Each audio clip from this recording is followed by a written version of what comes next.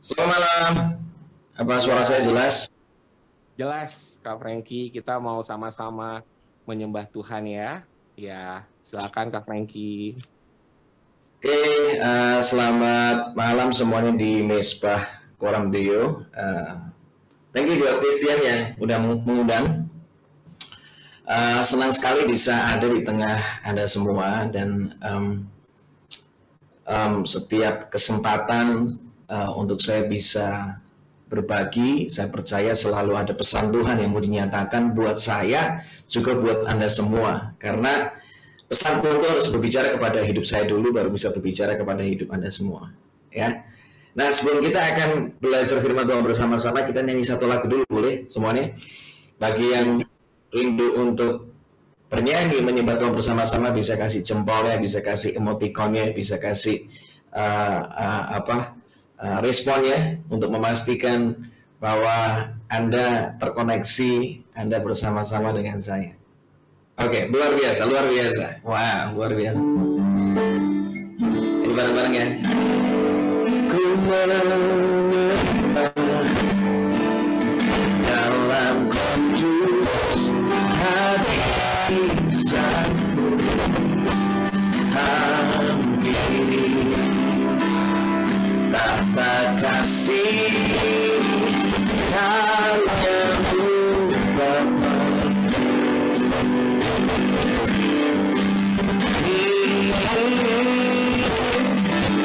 Kekuatanku hanya dalam hadirat-Mu, Yesusku. Hanya Kaulah segalanya.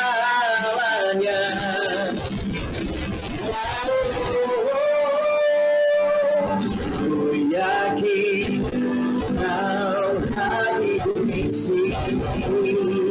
Amin. Ku rasa bahwa saya tak terbatas. Ku yakin Kau nyata di sini. Kemenangan terjadi di sini. Sekali lagi ku yakin Kau hadir di sini. Ku rasa kuasa yang tak terbatas. Ku yakin Kau nyata di sini. Kemenangan terjadi di sini. Sekali lagi ya, teman. Ku yakin Kau hadir di sini.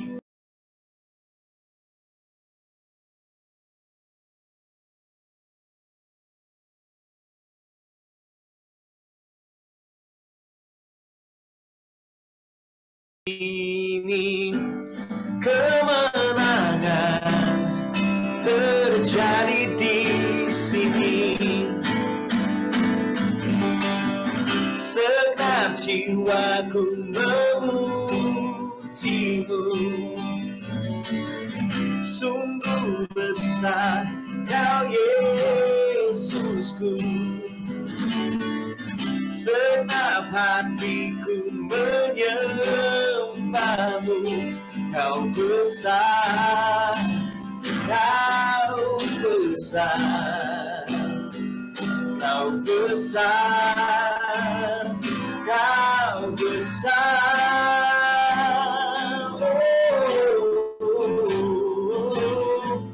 Ku yakin Kau hadir di sini. Ini bareng-bareng ya. Ku rasa kuasa yang tak terbatas. Ku yakin Kau nyata di sini. Kemenangan, katakan, terjadi di sini. Ku yakin Kau hadir di sini. Oh, ku rasakan kuasa yang tak terbatas.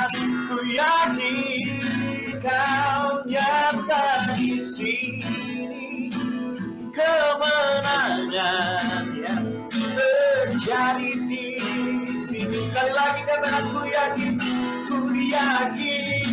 Kau hadir di sini. Oh, ku rasakan kuasa yang tak terbatas. Ku yakin Kau nyata di sini. Kemenangan, amin, terjadi di sini. Kesembuhan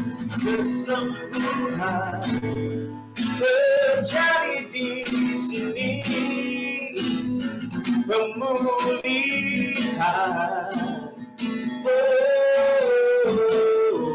terjadi di sini. Makan jiwaku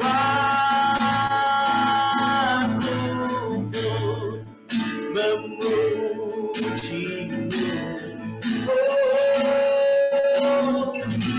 Sungguh besar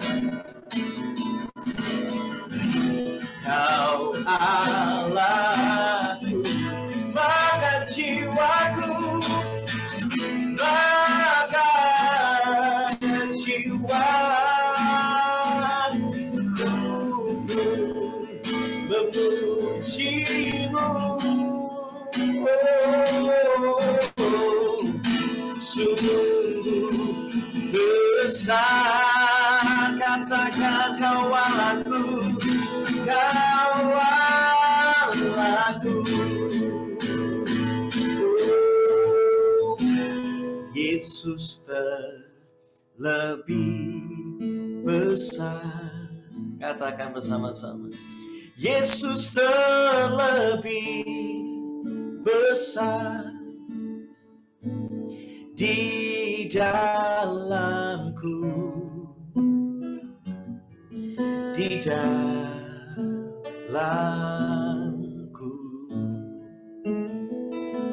Katakan bersama-sama, Yesus terlebih besar,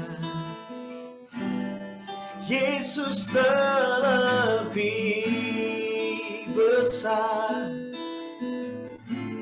di dalamku. Selama-lamanya. Sama-sama sekali lagi katakan, Yesus, Yesus terlebih besar. Yesus terlebih besar di dalamku, di dalamku.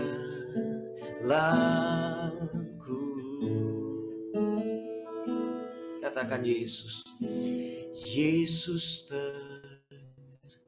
terlebih besar. Yesus, Yesus terlebih besar di dalamku. Selama-lamanya. Katakan, di dalamku, di dalamku. Selama-lamanya di dalamku. Oh, di dalamku. Selama-lamanya. Berikan sorak-sorai tepuk tangan, berikan pujian bagi Dia.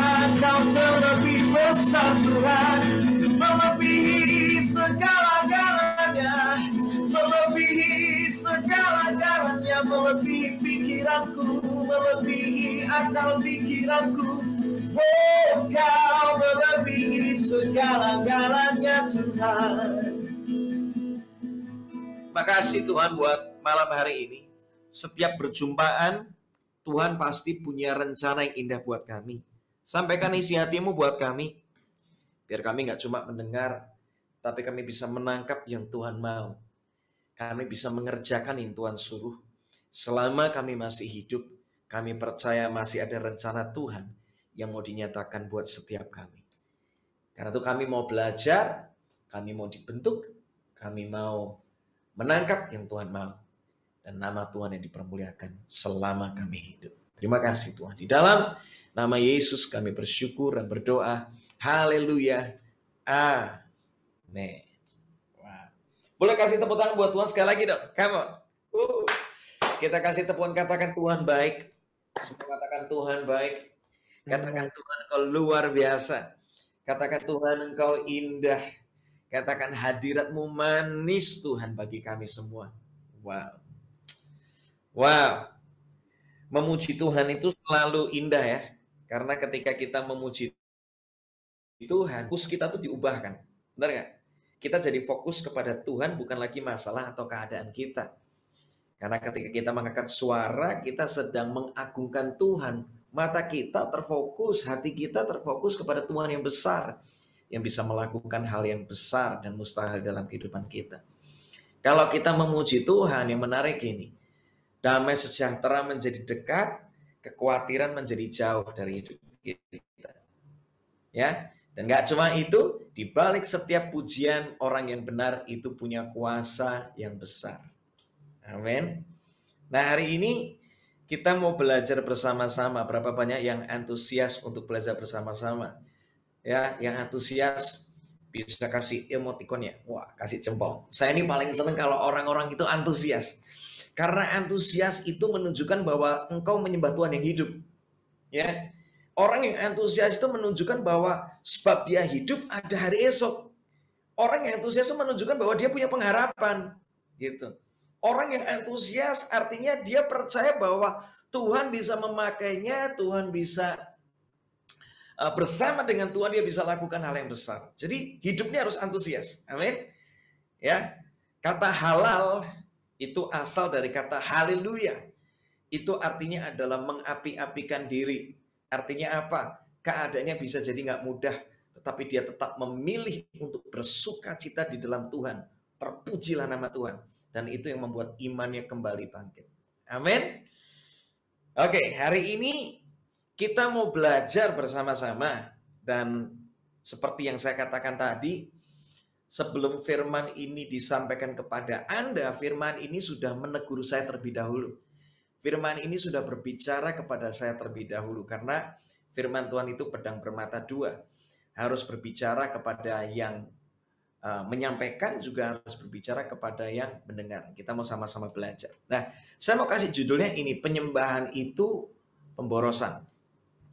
Nah, saya akan share screen sebelum saya akan menyampaikan firman Tuhan lebih lanjut. Izinkan saya memperkenalkan diri ya, supaya Anda semua di Mesbah Koramdio ini bisa lebih mengenal saya ya.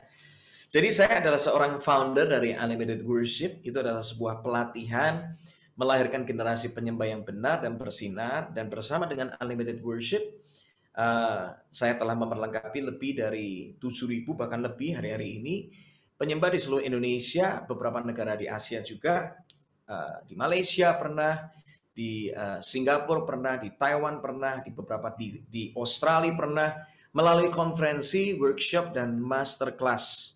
Saya melayani sebagai seorang pemimpin pujian, penulis lagu, dan juga seorang music producer. Beberapa album yang pernah saya rilis ada GMS Live, ada band yang saya pernah bikin namanya Live 3, dan ada sebuah album untuk Indonesia namanya Hati Untuk Bangsa ya.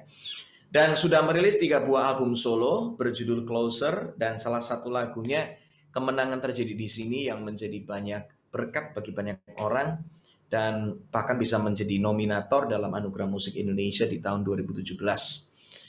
Istri saya namanya Valiana Johan, orang Surabaya. Saya aslinya adalah orang Solo. Anak saya 2, Elijah Favor Haryanto dan Oliver Dave Haryanto, dan saat ini saya berdomisilinya di Jakarta.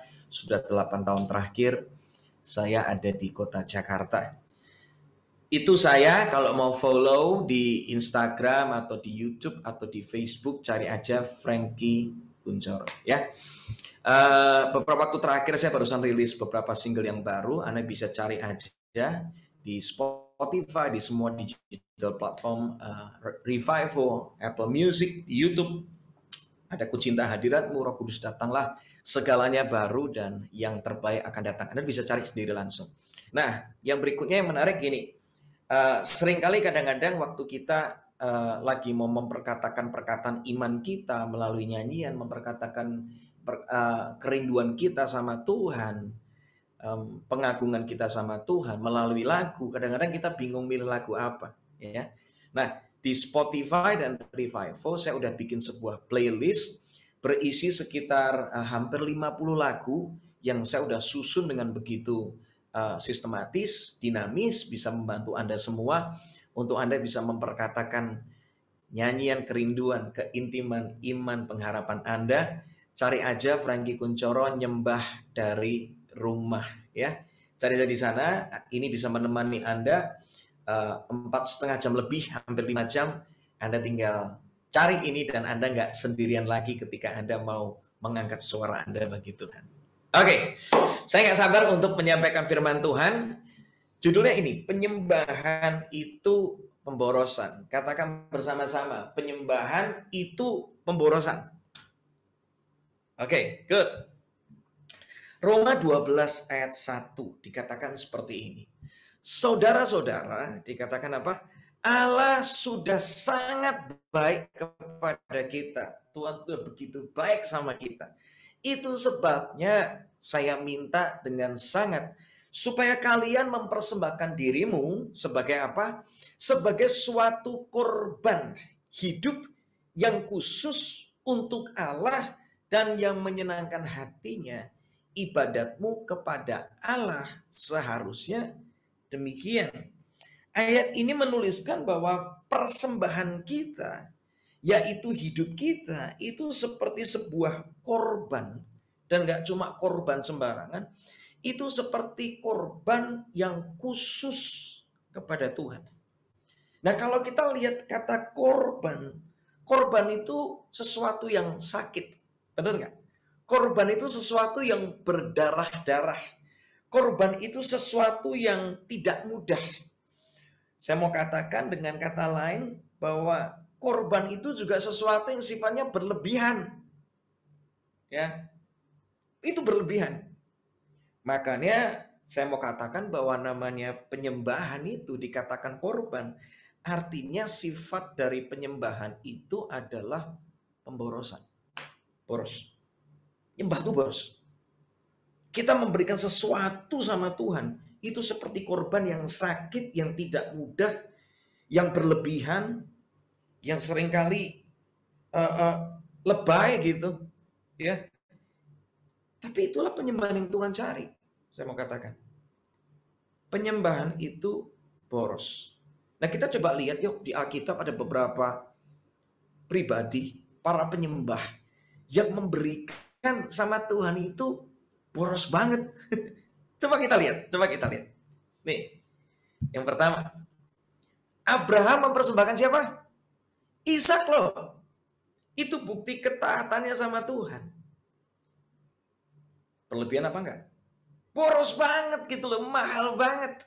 Gak ada namanya penyembahan yang gak boros.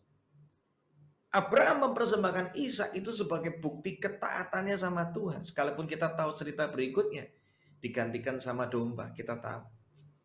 Tapi itulah penyembahan dari seorang Abraham kepada Tuhan. Itu boros banget. Nggak biasa.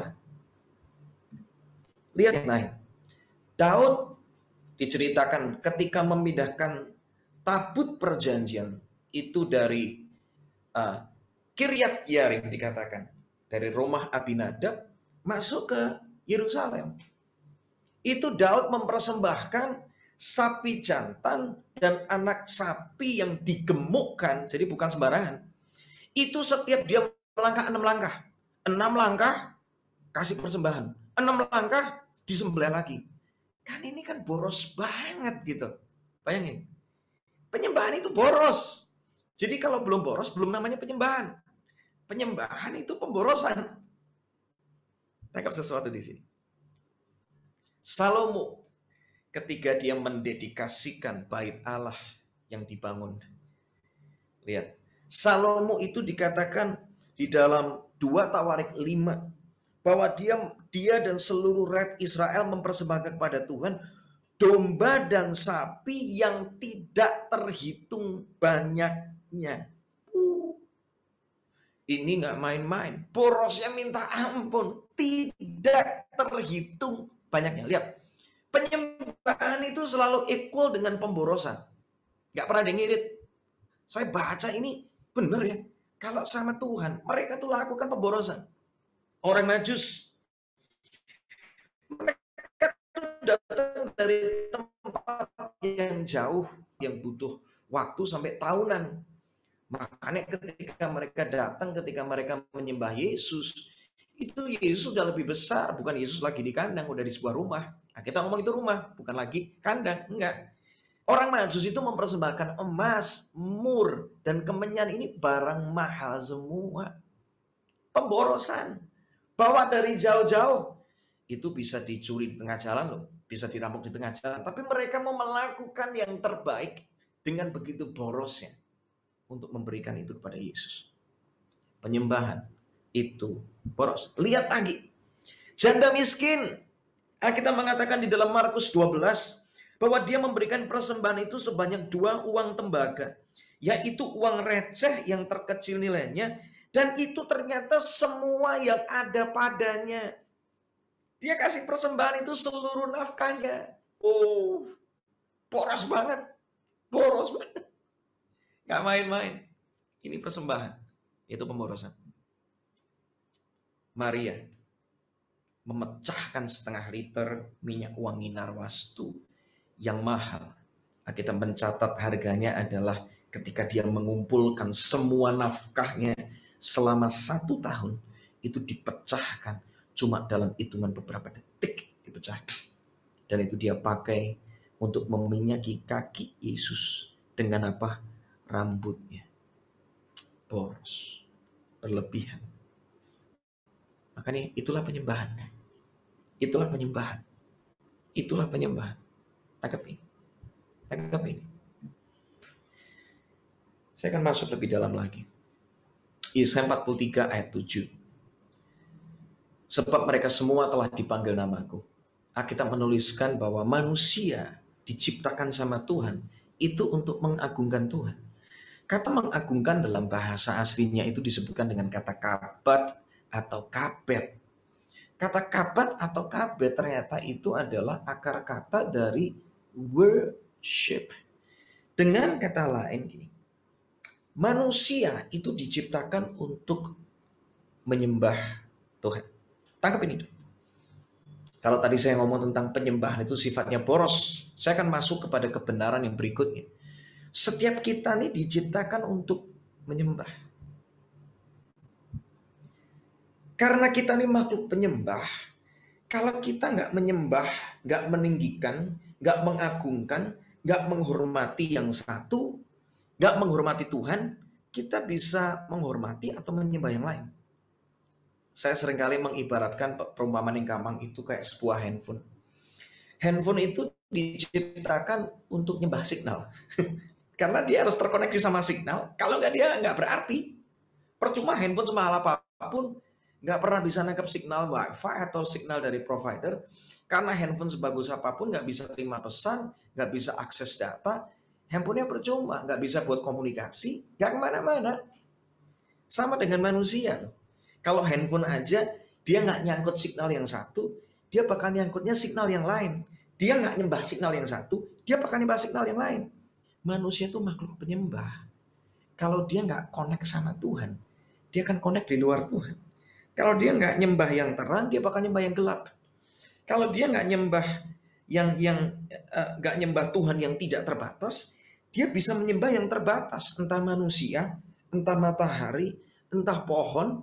Dia bisa menyembah pencapaian, bisa menyembah popularitas, bisa menyembah gedung yang hebat, ingat. Bisa menyembah mobil, bisa nggak? Bisa. Bisa menyembah pelayanan? Bisa. Beberapa waktu lalu saya bercanda gitu sama di satu forum, ada satu pertanyaan yang menarik. Mereka tanya gini, Kak Frankie, em, kenapa sih saya kalau ibadah online itu merasa bahwa seringkali kok nggak nyaman ya, kok nggak enak ya, gitu. Rasanya kok beda dengan ibadah fisik. Kalau di ibadah itu kan merindingnya kerasa gitu. Saya kira cuma ngomong satu hal. Yang kita sembah siapa sih? Medianya, gedungnya, atau kita nyembah Tuhan? Karena kalau kita nyembah Tuhan, medianya bisa berubah. Tuhan yang kita sembah nggak pernah berubah. Dan harusnya kita tetap fokusnya sama Tuhan. Hari-hari ini banyak orang lebih nyembah medianya. Aku kalau nggak pakai lagu tertentu, aku kalau nggak dipimpin sama orang tertentu, rasanya belum kena tuh. Yang kita sembah siapa sih? Orangnya, lagunya, atau Tuhannya? Ya. Ini penting untuk kita ngerti. Dan saya akan balik ke poin ini bahwa penyembahan itu boros. Artinya apa? Dan kita ini makhluk penyembah. Dua kebenaran itu kalau disatukan, ujungnya cuma satu. Kalau kita nggak boroskan hidup kita buat Tuhan, kita akan boroskan hidup kita untuk yang lain. Tangkap ini. Ini kebenarannya. Karena kita makhluk penyembah, kalau kita nggak melakukannya buat Tuhan, kita akan lakukan buat yang lain. Karena manusia makhluk penyembah, dia akan boroskan hatinya, dia akan boroskan pikirannya, dia akan boroskan tubuhnya, dia akan boroskan karyanya, waktunya, pernikahannya, ucapan syukurnya, pelayanannya yang terbaik, hartanya, pujiannya, ketaatannya, masa depannya. Dia akan boroskan itu semua, dia akan kasih itu semua. Bukan kepada Tuhan, bisa kepada yang lain. Tetapi kalau kita nyembah Tuhan, kita akan boroskan itu semua. Kita akan kasih itu buat Tuhan. Hatimu. Hidup itu bicara hatimu, pikiranmu, perbuatanmu, perkataanmu, pelayananmu, pernikahanmu, sekolahmu, apapun yang kesehatanmu, apapun yang ada di dalam hidupmu. Kalau memang Tuhan yang disembah, berikan persembahan itu, pemborosan itu. Semua yang berlebihan, semua yang terbaik untuk Tuhan. Baru itu dikatakan penyembahan yang Tuhan cari. Anggap ini.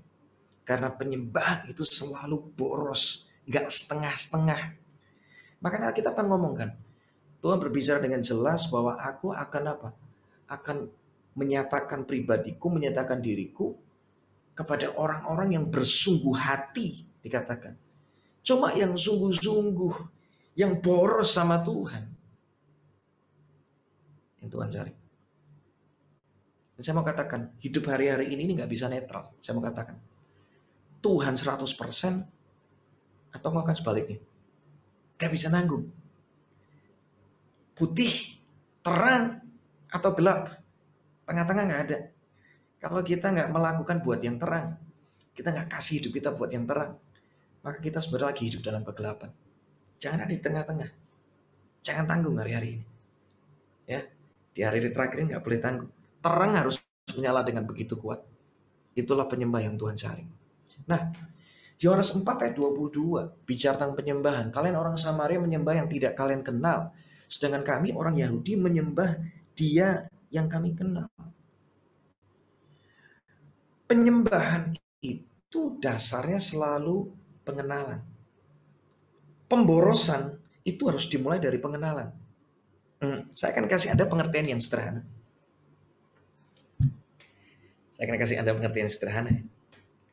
Ini pengajaran yang dalam, tapi saya rindu Anda bisa menangkap intisarinya dan ini akan mengubahkan hidup Anda selama-lamanya.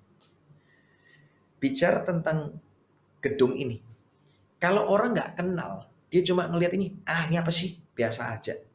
Suatu kali ya, saya pergi ke Dubai waktu itu. Habis Holy Land trip, mampirlah di Dubai. Nah, tibalah saya di satu gedung. Dan saya rada cuek gitu, jadi nggak ngerti itu gedung apa gitu. Tiba-tiba ada seorang tour guide nyamperin saya. Pak Frankie, Bapak nggak mau foto nih? Foto apa sih Pak? Belakang saya cuma mall aja, biasa aja. Loh Pak, itu bukan cuma mall, itu ada mallnya, tetapi Bapak coba lihat ke atas tuh. Waktu saya lihat ke atas, wih mata saya sampai ke atas gitu. Dia ngomong, Bapak tahu nggak itu apa? Apa sih Pak? Itu gedung tertinggi di dunia namanya Burj Khalifa. Oh gitu. Setelah saya dikasih tahu, saya jadi kenal tentang gedung tersebut. Dan akhirnya yang terjadi apa? Saya langsung ambil handphone saya langsung minta difotoin. Bapak tour guide, fotoin saya dong. Kapan lagi foto di depan Burj Khalifa yang begitu tinggi ini? Tahu nggak artinya apa? Ketika saya nggak kenal itu gedung apa, saya akan nganggapnya biasa-biasa. Saya akan nggak melakukan hal yang begitu ekstra, keluarin handphone saya, dan saya tiba-tiba foto. Saya nggak akan boroskan waktu saya untuk foto di depan gedung itu. Kalau saya nggak kenal itu gedung. Orang nggak akan boroskan hidupnya untuk Tuhan. Kalau dia nggak kenal Tuhan. Berikutnya ini, coba tangkap gambar ini baik-baik. Maria, dia memboroskan minyak yang begitu mahal. Yang dia kumpulkan nilai uangnya, itu nggak gampang. Bayangkan kalau Anda ngumpulin gaji 1 tahun, dan itu cuma dipecahkan dalam 1 detik. Itu sakitnya di hati loh, gak gampang gitu. Tapi itulah namanya penyembahan, pemborosan. Gak setengah-setengah, dikasih semuanya untuk Tuhan. Dan dia menyekannya bahkan dengan apa? Rambutnya, gak main-main. Bagi seorang wanita, rambut itu adalah mahkotanya. Wanita kalau lagi rambutnya lagi gak beres atau gak bisa diatur, itu rasanya gak pede pengen keluar ketemu orang, betul gak? Rambut itu bagi wanita segala-galanya loh, bener gak? Ketika saya lihat ini, saya yakin dengan pasti bahwa penyembahan yang boros yang diberikan seorang Maria kepada Yesus itu pasti lahirnya dari sebuah pengenalan yang dalam, gak asal. Engkau bisa berikan hidupmu, waktumu, apalagi semua karyamu, ya, apapun yang ada di hidupmu sampai engkau ngomong kayak gini, semuanya punya Tuhan. Barang engkau berani ngomong kayak gini, kalau Tuhan suruh hari ini untuk aku kasih, I will give. Kalau Tuhan suruh aku untuk melakukan ini, I will do it. Hidupmu begitu boros untuk Tuhan. Dan saya percaya semuanya itu terjadi kalau engkau kenal siapa Tuhan. Karena kita nggak mungkin bisa mempercayakan sesuatu kepada seseorang kalau kita nggak mengenalnya.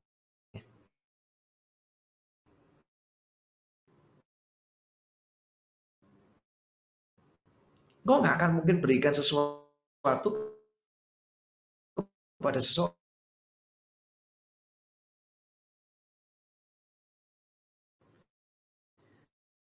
Nggak, kredibilitas saya tiba-tiba, Kak Franky, saya mau kasih mic buat Anda. Loh, kamu tuh kan nggak kenal siapa saya. Kamu nggak tahu kredibilitas saya. Karena Christian kenal saya, dia berani mempercayakan mikrofon yang bagus yang dia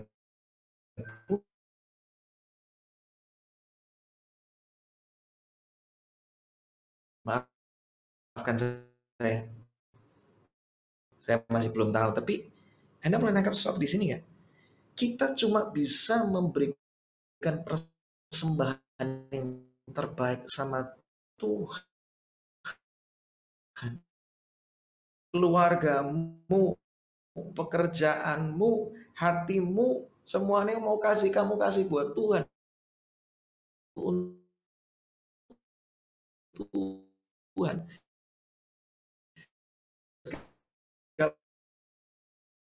Segala sesuatu adalah dari Dia, kita kenal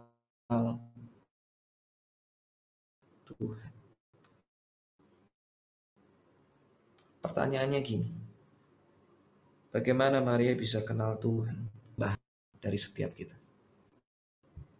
Ada 3 poin yang saya belajar. Di dalam Lukas 10, saya mau tanya dulu apakah sampai sini semuanya merasa diberkati dan belajar sesuatu yang baru? Kalau iya, bisa kasih jempol sekali lagi. Dari tadi soalnya saya cuma lihat tulisan demi tulisan, maaf ya. Saya kepengen lihat responnya juga. Kalau Anda merasa diberkati, Anda bisa kasih emoticon, kasih jempol, kasih icon tepuk tangan juga boleh. Karena Anda belajar sesuatu yang indah malam hari ini. Penyembahan, pemborosan, cuma terjadi dari pengenalan. Nah, kita lihat di dalam Lukas 10, 38-42. Ini kisah awal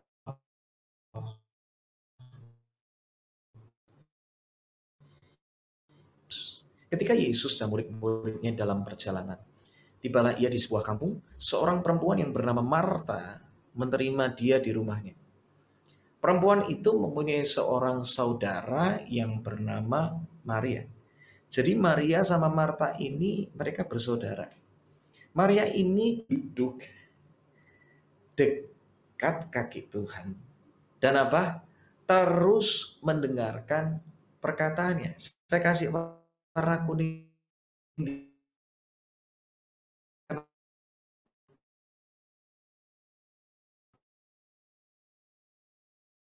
Tidakkah engkau peduli bahwa saudaraku membiarkan aku melayani seorang diri? Suruhlah dia membantu aku. Tapi Tuhan menjawabnya, Marta, Marta, engkau khawatir dan menyusahkan diri dengan banyak perkara, Marta. Telah memilih bagian yang terbaik, yang tidak akan diambil daripadanya. Yang terbaik apa sih? Duduk dekat taatnya. Pengenalan dimulai dari 3 kata ini. Pertama, duduk. Katakan duduk. Kedua, dekat kaki Tuhan. Ketiga, terus mendengarkan perkataannya. Kesibukanmu membuat engkau tidak kenal Tuhan. Orang yang terlalu sibuk melayani belum tentu sibuk mengenal Tuhan. Orang yang terlalu sibuk belum tentu sibuk mengenal Tuhan. Padahal yang Tuhan mau dalam kehidupan ini, apapun yang engkau lakukan, sibuklah untuk mengenal Tuhan melalui semua hal yang Tuhan suruh untuk engkau lakukan. Anggap ini. Buat apa punya pencapaian yang hebat kalau pencapaianmu tidak membawa engkau bisa kenal siapa Tuhan lebih lagi? Buat apa kita melakukan ini dan itu? Wah, dikenal banyak orang, harta berlimpah. Buat apa?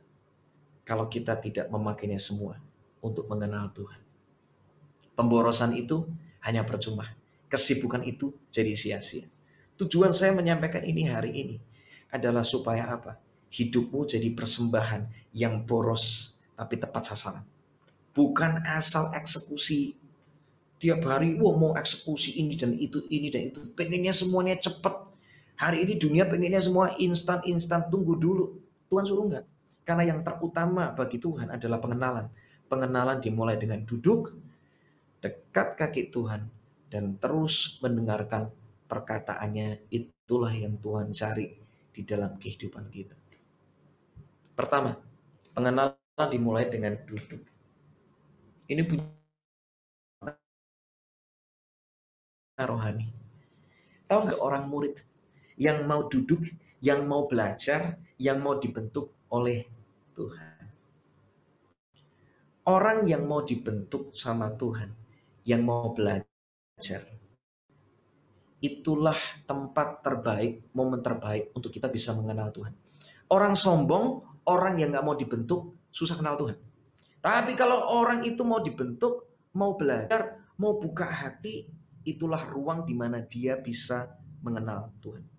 Pembentukan, pembelajaran, seringkali tempat di mana kita tuh merasa bodoh, tempat di mana kita merasa direndahkan, merasa kita gagal, merasa kita nggak sanggup. Tapi justru di tempat seperti itulah kita akan mengenal Tuhan. Jadi kalau hari ini kita seringkali merasa bodoh, seringkali merasa nggak sanggup, seringkali merasa terbatas, seringkali kok ngalami proses nggak pernah berhenti-berhenti. Let me tell you something. Itulah tempat di mana engkau akan mengenal Tuhan. Dan di balik pengenalanmu sama Tuhan, engkau akan kasih hidupmu yang terbaik buat Tuhan. Tanpa engkau duduk, tanpa engkau mau dibentuk, tanpa engkau mau belajar, kita nggak akan bisa kenal Tuhan. Daud ya, untuk bisa kenal Tuhan, dia harus melewati proses kematian Usa. Itu nggak enak buat dia. Dan dia harus direndahkan karena apa? Dia harus belajar dari Obed Edom untuk bisa mengerti cara mengangkut tabut perjanjian. Dia mikirnya tuh ngangkut tabut itu pakai kereta, pakai lembu sapi. Salah. Untuk bisa kenal hatinya Tuhan yang Tuhan mau, dia perlu direndahkan dulu, perlu belajar dari Obed Edom. Obed Edom itu bukan orang Yahudi. Obed Edom itu orang Filistin. Obed Edom orang Gad. Gad itu daerah Filistin. Dia juga seorang penjaga pintu gerbang. Kalau saya pakai bahasa yang sederhana hari ini, security. Raja belajar dari security. Obed Edom itu seorang pemusik. Daud itu ahli seni, ahli musik. Tapi mau belajar untuk mengerti hati Tuhan melalui Obed Edom. Gak kaget. Gara-gara keterbatasannya. Gara-gara kegagalannya. Membawa tabut itu. Kematian Usa terjadi. Disitulah momen pembentukan terjadi. Direndahkannya dia. Tapi justru itu momen di mana dia bisa kenal hati Tuhan. Saya kenal hati Tuhan itu melalui pembentukan. Suatu kali, ketika saya mau launching album tahun 2016, album solo yang udah saya tunggu-tunggu sekian lama untuk bisa saya buat, singkat cerita melalui sebuah proses disetujui sama para pemimpin gereja dan segala macam. Itu prosesnya nggak bisa cerita detail, tapi ini menarik banget. Tibalah hari di mana saya mau launching album itu. Itu sekitar tanggal 20 Januari kalau nggak salah, tahun 2017. Saya nggak pernah lupa hari itu. Nah, saya tuh request sama hamba Tuhan yang bisa membantu mempromosikan album saya. Namanya album launching, harusnya kan dibantu dipromosikan supaya orang banyak kenal. Singkat cerita, kontak personnya, padahal saya kenal baik banget gitu loh. Ngomong kayak gini, Frankie, sorry Ki, aku nggak bisa bantu kamu untuk bisa mempromosikan album. Loh, ini album kan kamu yang distribusikan, kenapa kamu nggak bisa bantu? Kan harusnya kamu bisa bantu. Dia ngomong kayak gini, maaf, hamba Tuhan ini nggak akan bantu kamu promosi. Saya sempat awalnya kecewa. Itu momen pembentukan buat saya. Tapi di tengah kekecewaan itu, tiba-tiba Tuhan kasih saya pesan yang begitu indah, membukakan mata saya. Di tengah pembentukan itu Tuhan ngomong kayak gini, Ki, kalau manusia yang mempromosikan dan album itu akhirnya dikenal di mana-mana, jadi berkat di mana-mana, itu kan biasa, Ki. Tapi kalau tidak ada satu manusia yang memperkenalkan album kamu, tapi tiba-tiba album kamu jadi berkat di mana-mana, itu baru Tuhanmu luar biasa. Gak mudah loh, saya lagi dibentuk untuk saya ngerti maunya Tuhan. Dari kecewa, saya dipulihkan hati saya. Saya mau melihat Tuhanku itu luar biasa. Di hari di mana album itu di launching, saya nggak lihat apa-apa, nggak ada sesuatu yang spesial di sana. Saya sempat sedih, tapi Tuhan, aku yakin Tuhan di pihakku, Tuhan pembelaku, siapa lawanku. Kalau Tuhan suruh, Tuhan jadikan ini album, aku percaya nggak cuma 5 roti 2 ikan di tangan Tuhan, tetapi akan ada berlipat kali gandaan yang Tuhan akan kerjakan. Udah, besoknya saya kaget, tiba-tiba album itu jadi nomor 1 di iTunes Chart Indonesia. Bahkan di atasnya dari albumnya John Mayer. Ini nggak masuk akal. Nggak masuk akal. Nggak lama setelah itu beberapa teman sering kali kontak dan ngomong, gila aku mau dinyanyikan di mana-mana. Tiba-tiba bulan September saya dihubungi, saya kaget. Dari Anugerah Musik Indonesia, Pak, kami mau ngirimin undangan untuk Bapak bisa datang. Karena Bapak masuk sebagai nominator Anugerah Musik Indonesia. Hah? Beneran nih Anugerah Musik Indonesia? Bukan anugerah musik yang abal-abal nih. Beneran, Pak. Saya lihat di Instagramnya, ternyata bener. Nama saya ada di sana. Saya nggak tahu sampai hari ini siapa yang masukin ke sana. Saya percaya itu tangan Tuhan yang bekerja, yang membuat apa yang tidak mungkin bisa menjadi mungkin. Saya akhirnya bisa kenal Tuhan yang besar, Tuhan yang luar biasa, Tuhan yang tidak masuk akal. Gara-gara saya mau dibentuk dan saya memilih untuk tidak tinggal dalam kekecewaan. Anggap ini. Orang baru bisa mau kenal seperti Maria kalau dia mau duduk, dia mau belajar, dia mau dibentuk. Nggak sok tahu. Karena pembentukan di dalam Tuhan itu tidak pernah berhenti. Saya belajar, nggak pernah berhenti. Karena untuk mengenal Tuhan itu nggak ada habisnya. Amin. Yang kedua, kita mengatakan bahwa Maria itu nggak cuma duduk, karena duduk itu bisa jauh. Maria duduk jauh dari kaki Tuhan, bisa nggak? Bisa. Tetapi kita mengatakan bahwa Maria itu duduk dekat kaki Tuhan. Artinya apa?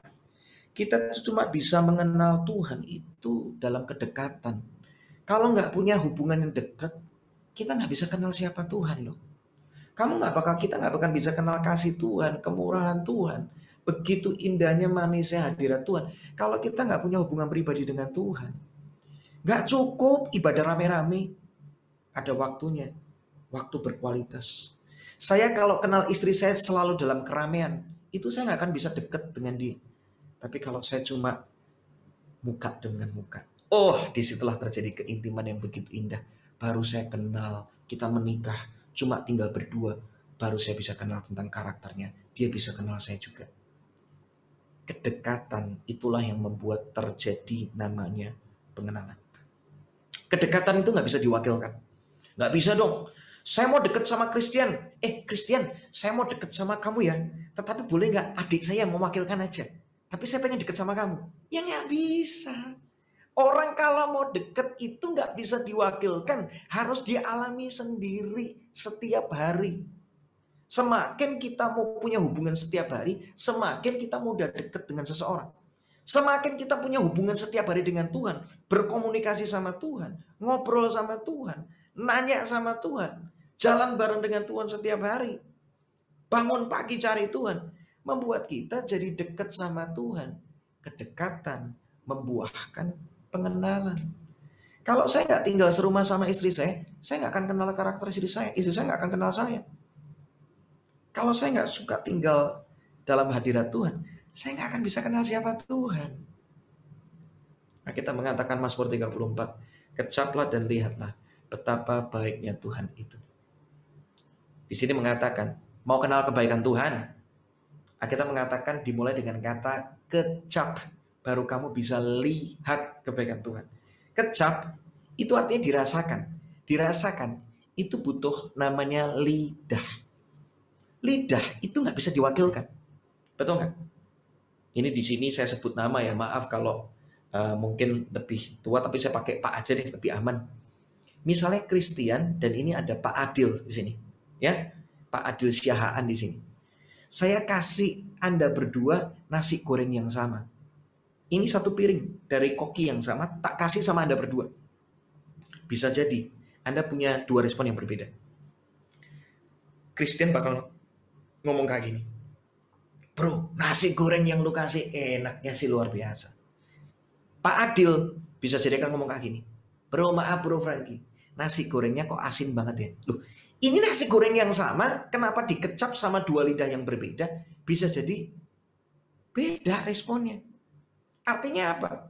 Itu namanya lidah, nggak bisa diwakilkan. Setiap orang punya pengalamannya sendiri.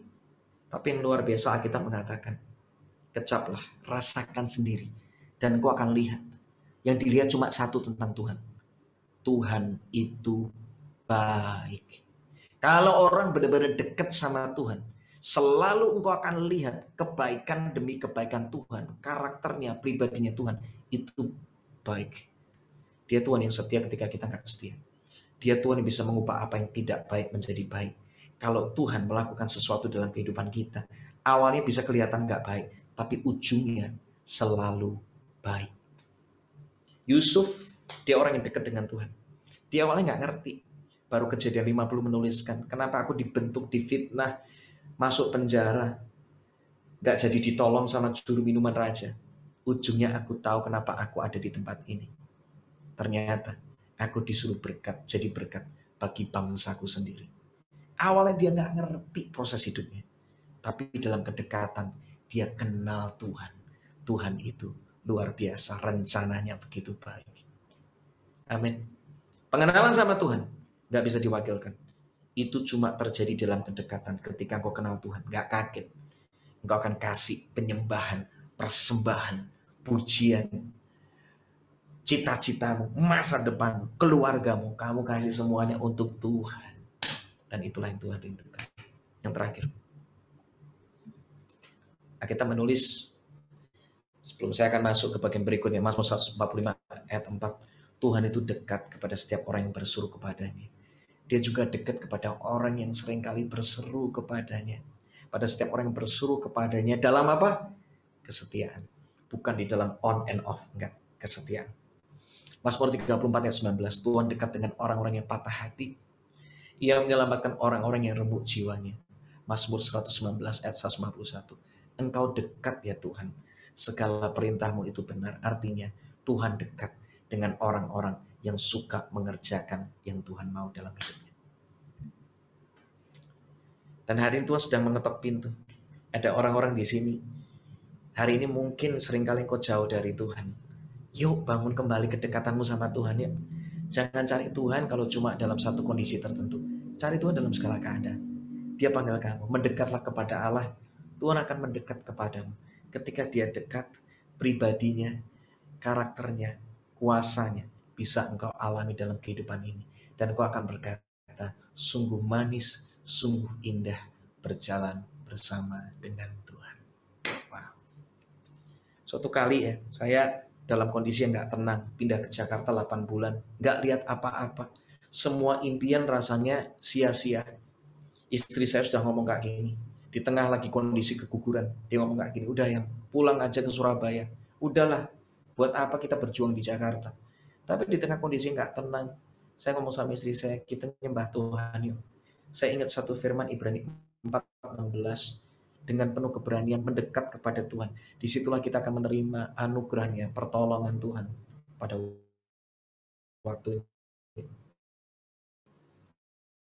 Sehingga cerita lagu, ketika selesai lagu itu tercipta, ketika saya habis bermazmur, tapi yang luar biasa, ketika saya dekat sama Tuhan, dari ketakutan itu jadi ketenangan, dari kegelisahan, dari yang rasanya udah hopeless, tiba-tiba jadi hopeful, full of hope. Saya jadi punya pengharapan yang baru, iman saya bangkit lagi. Saya diingatkan kalau Tuhan yang menuntun aku sampai ke kota Jakarta, aku percaya Tuhan akan melanjutkan kepada perjalanan berikutnya. Dan Tuhan memberikan kemenangan kepada orang yang diurapinya. Iman saya kembali bangkit. Dan singkat cerita, 5 bulan setelah itu, satu persatu pintu Tuhan bukakan. Lihat, gara-gara kedekatan, gara-gara saya menghampiri Tuhan, disitulah saya mengenal Tuhan, Engkaulah sumber ketenanganku. Tuhan, Engkaulah sumber pengharapanku. Tuhan, Engkaulah sumber kekuatanku. Kenali Tuhan secara pribadi. Pengenalan cuma bisa terjadi, maaf, bukan dalam rame-rame, tapi justru dalam kesendirianmu. Alami Tuhan secara pribadi. Amin. Terakhir, kita mengatakan Maria, sampai dia boroskan segala sesuatu yang mahal harganya. Itu karena apa? Dimulai dengan pengenalan. Apa yang dia lakukan untuk bisa mengenal? Dia terus mendengarkan perkataan Tuhan. Artinya apa sih? Orang kalau mau kenal Tuhan, dia harus terus mendengarkan firman dan tuntunan Tuhan setiap hari. Kalau mau kenal Tuhan, dengarkan firman, tuntunan setiap hari. Kita akan nangkep apa yang Tuhan mau. Setiap hari ini dinamis. Kita tuh nggak pernah tahu apa yang bisa terjadi setiap hari. Siapa yang bisa kita temui, dinamis, semuanya bisa berubah seketika tanpa kita pernah pikirkan. Karena dunia hari-hari ini berubah banget, cepat banget. Urusan vaksin bisa berubah cepat. Urusan rem darurat bisa berubah cepat. Kita nggak pernah tahu. Yang tenang-tenang teman saya buka restoran, udah happy banget, udah oke nih. tiba-tiba rem darurat, beneran, rem beneran, belum beneran itu. Dia ngomong, wah nggak mudah, mulai minus nih. Semua terjadi, tapi tiba-tiba Tuhan kasih hikmat buat dia. Singkat cerita, justru restorannya sekarang malah jadi rame karena bukan makanannya, tapi gara-gara dipakai sebagai tempat untuk video shooting atau foto shooting. Dikasih hikmat Tuhan. Tuh lihat, dia bisa survive mengubah sebuah restoran bukan lagi sebagai tempat makan, makanannya masih jalan, tapi jadi tempat sebagai studio foto. Dan akhirnya dia bisa survive dari sana. Luar biasa kan? Tuntunan Tuhan tuh kita perlukan setiap hari. Kalau nggak ada tuntunan Tuhan, kita nggak bisa lihat hari esok dengan lebih baik. Tuhan itu maha besar dan terpuji sangat. Ia lebih pikiranmu dan jalanku bukan jalanmu. Setinggi langit di atas bumi, setinggi itulah pikiranku di atas pikiranmu, dan jalanku, jalannya Tuhan di atas jalanmu. Artinya dua ayat ini apa sih? Tuhan selalu punya sesuatu yang lebih besar dari apa yang kita bisa bayangkan. Pikiran lebih ini, Tuhan tuntun aku, mampukan aku. Aku nggak tahu Tuhan hari ini gimana. Tapi aku percaya Engkau maha tahu, Engkau maha besar, Engkau selalu punya sesuatu yang lebih baik dari apa yang bisa pikirkan. Tuhan, aku udah kasih perencanaanku. Saya tiap kali gitu. Tuhan, aku udah lebih baik daripada apa yang aku bisa persiapkan. Ya, di dalam masa pandemi ini, tiba-tiba lucu banget. Saya tuh kan jadwal tiba-tiba nol seketika. Wah, udah habis tuh. Mau pergi ke Israel tiba-tiba batal semua. Nggak jelas semua. Dan singkat cerita, saya sama istri cuma bisa menghampiri Tuhan. Tuhan, kita tuh nggak tahu keadaan ini gimana. Selesai doa, istri saya ngomong gini, yang aku kok diingetin nama-nama teman-teman kita. Kenapa? Pasti mereka lagi susah. Ya mereka lagi susah, kita juga lagi susah. Kan lagi nggak gampang. Sama-sama lagi susah. Tapi nggak tahu kenapa aku digerakin untuk kontak mereka. Yuk kita jadi saluran berkat. Ya udah deh, kalau kamu digerakin silahkan. Tapi ingat, kita ini terbatas loh, yang ingat dana kita terbatas. Oke. Dia kontak, bener. Temannya lagi dalam kesusahan, suaminya di PHK, gini-gini segala macam. Dan itu sampai terjadi ke beberapa orang. Beberapa teman-teman yang dekat kami. Istri saya ngasih kode sama saya, yang nabur. Yang berapa yang? Tapi istri saya tiba-tiba nyebutin angka yang nggak tahu kenapa bisa connect sama saya. Singkat cerita, hari-hari itu di tengah musim yang sukar, justru malah kami digerakkan sama Tuhan untuk menabur. Dan mereka ini orang-orang yang udah lama kami nggak kontak. Luar biasanya. Karena kami taat. Cara Tuhan bekerja masing-masing ya. Jadi jangan tiru polanya. Tapi tirulah kerinduan untuk mendekat sama Tuhannya. Karena itu yang jauh lebih kue dari istri saya. Tuhan kasih hikmat sama dia. Jangan jualah dengan harga yang murah, tetapi dengan kualitas yang berkali-kali lipat dari kamu jual. Wah, dikasih hikmat. Singkat cerita, istri saya jual kue 400.000, tetapi kualitasnya 1 juta. Kan itu murah banget kan? Kuenya nilainya 1 juta, tapi cuma dijual 400.000. Wah, akhirnya orang-orang pada pesen. Singkat cerita, pelan tapi pasti istri saya punya strategi untuk naikin harga. Dari 400.000 naik jadi 600.000, 800, 1 juta, bahkan lebih. Singkat cerita, sekarang klien-kliennya dia bisa menghargai kuenya itu dengan harga jutaan. Dan akhirnya singkat cerita, Tuhan memelihara keluarga kami dengan begitu indah. Sampai hari ini, kami bersyukur Tuhan begitu baik. Karena apa? Di tengah musim seperti ini pun, kami bisa jadi berkat. Saya ngomong kayak gini bukan untuk menunjukkan siapa saya. Justru saya mau menunjukkan Tuhanku luar biasa. Tuhan itu baik. Dia bisa memelihara aku, sehingga aku bisa jadi kepanjangan tangannya. Untuk aku bisa boros-borosan. Kasih berkat buat orang. Seriously. Momen terbaik untuk saya memberi itu kapan sih? Justru gara-gara pandemi. Bapak, Ibu, teman-teman sekalian.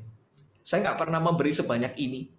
Dalam segala hal ya. Pemikiran, materi, apalagi pelayanan. Saya nggak pernah lakukan.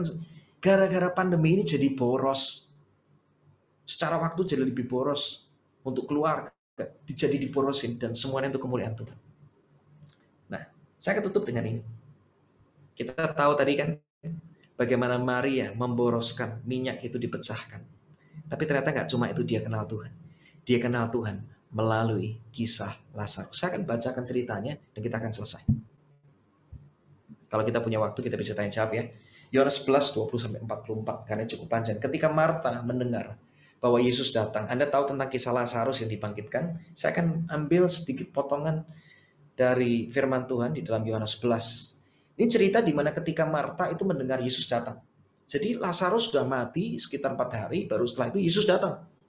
Dia udah ada di kuburan tuh, si Lazarus. Lazarus ini saudaranya Maria sama Marta. Marta mendengar Yesus datang, dia pergi mendapatkannya, Maria masih tinggal di rumah. Kata Marta kepada Yesus, Tuhan sekiranya engkau ada di sini, saudaraku nggak mati. Nah, ayat 22-28, itu cuma terjadi percakapan aja. Tuhan, sekarang aku tahu bahwa Allah memberikan kepadamu segala sesuatu yang kau minta. Kata Yesus, saudaramu akan bangkit. Kata Marta, aku tahu bahwa ia akan bangkit pada waktu orang-orang bangkit di akhir zaman. Kata Yesus, jawab Yesus, akulah kebangkitan dan hidup, pada siapa percaya kepada aku akan bangkit hidup walaupun sudah mati. Singkat cerita ini cuma percakapan doang. Nggak terjadi apa-apa. Yesus nggak bergerak, Yesus cuma ngobrol sama Marta. Tapi singkat cerita, ayat 28. Sesudah Marta ngomong sama Maria, dia panggil Maria saudaranya. Dan dia ngomong sama Maria, guru ada di sana, dia panggil kamu. Tiba-tiba terjadi perubahan yang beda banget. Kita lihat. Mendengar itu, mendengar panggilan Yesus melalui Marta. Maria itu bangkit. Dan dia pergi mendapatkan Yesus. Tapi waktu itu Yesus belum sampai ke kampung. Nah, kita lihat ayat 32 langsung. Setibanya Maria di tempat Yesus berada dan melihat dia, tersungkurlah dia di depan kakinya. Mulai terjadi pemborosan di sana. Marta ketemu Yesus ngobrol, nggak pakai acara tersungkur. Maria ketemu Yesus, boros banget sih, lutut dipakai tersungkur itu. Makanya saya nggak kaget ya. Orang yang menyembah, ada yang berekspresi dengan tulus sampai benar-benar ngangkat tangan, mereka begitu merindukan Tuhan. Karena ini orang-orang yang mengenal. Bukan saya lagi ngomong buat orang-orang yang nggak punya ekspresi, habis itu berarti mereka nggak kenal Tuhan. Tapi poinnya gini, dalam kehidupan ini saya belajar. Ayo, Christian deh, saya mau tanya ya. Maaf ya Christian ya, dari tadi saya ngomongnya sama Christian terus ya. Christian, gak usah jauh-jauh deh. Kalau misalnya kamu ketemu sama orang, kamu nih pengen punya rumah Christian. Pengen punya rumah tapi anggap aja belum bisa punya rumah. Tiba-tiba ada datang, ini namanya Pak Adil.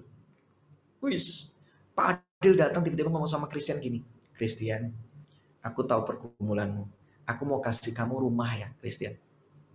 Kamu kan kepengen kan punya rumah ukurannya sekian meter persegi, letaknya di sini. Itu ternyata persis banget yang kamu butuhkan, yang kamu rindukan. Kira-kira kalau Christian ketemu dengan Pak Adil yang memberikan kunci rumah itu sama Christian, saya mau tanya, responnya Christian dikasih kunci itu gimana? Ayo Christian jawab. Iya, senang banget sampai sujud. Mungkin sampai loncat-loncat, sampai ngomong, sampai nangis, sampai ngomong, Pak Adil, Anda ini benar-benar adil, luar biasa, terima kasih loh Pak Adil, sampai, aduh Pak, ini saya nggak mungkin bisa punya, saya nyicil aja udah nggak sanggup, Pak, gini. Benar nggak? Sediam-diamnya seorang Kristen, setidak ekspresifnya seorang Kristen, jujur ya. Tapi kalau Anda mendapatkan sesuatu yang nggak mungkin kamu bisa bayar atau kamu kumpulkan dengan apa yang kamu bisa dan itu dikasih sama kamu, saya percaya kok, saya cukup yakin bahwa kamu akan meresponinya dengan berbeda. Penyembahan itu pemborosan. Kalau engkau kenal kasih dan karya kebaikan Tuhan, salib itu buat kita. Dan itu kita nggak bisa bayar. Namanya maut, dosa, nggak bisa kita bayar. Makanya ketika kita nyembah Tuhan, Tuhan kalau bukan karena kebaikanmu, kasihmu, aku hari ini gak ada. Saya percaya kita akan menyembah dengan begitu boros. Gak kaget ada orang-orang yang ketika dengar satu kata puji, dia pengen loncat karena dia tahu aku gak tahan. Aku tahu aku ada hari ini nih karena Yesus. Makanya cuma orang yang bisa kenal Tuhan yang bisa menyembah Yesus. Kalau emang gak bisa, biasa aja. Disuruh pemimpin pujian setiap hari, responnya biasa aja. Karena dia nggak kenal. Orang yang mengenal akan boros. Berikan hidupnya, ekspresinya, apapun dia ada di hidupnya untuk Tuhan. Tangkap ini. Setibanya Maria di tempat itu, dia berada dan dia tersungkurlah dia tersungkur di kakinya. Dia melakukan hal yang sama lagi, tersungkur. Kalau tadi cuma duduk dekat, kali ini beda. Tersungkur, nggak cuma duduk, tersungkur dia. Satu ekspresi yang lebih. Dan berkata kepadanya, pesannya sama loh, Tuhan sekiranya engkau ada di sini, saudaraku pasti tidak mati. The same message, tapi different reaction dari Jesus. Different reaction. Yesus punya reaksi yang berbeda. Ketika Yesus melihat Maria menangis, dan juga orang-orang Yahudi yang datang bersama dia, maka maskulah hatinya nggak tahan. Ketika ketemu Marta, biasa saja.